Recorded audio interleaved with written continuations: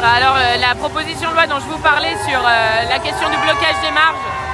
on l'a présentée l'année dernière et elle n'était pas passée à 6 voix près, qu'aurait quand même changé des choses et fait en sorte que les profiteurs, alors que le peuple n'en peut plus, payent et fassent en sorte que justement ils baissent leurs marges et leurs profits.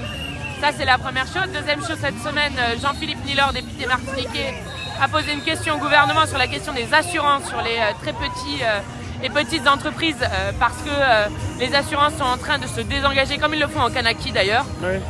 en résiliant des contrats, ce qui est dramatique pour les petites et moyennes entreprises. Ça va être compliqué pour payer tout le monde. Alors donc, soit ils résilient les contrats, soit ils font des avenants, et dans les avenants, ils disent maintenant on ne prendra plus en charge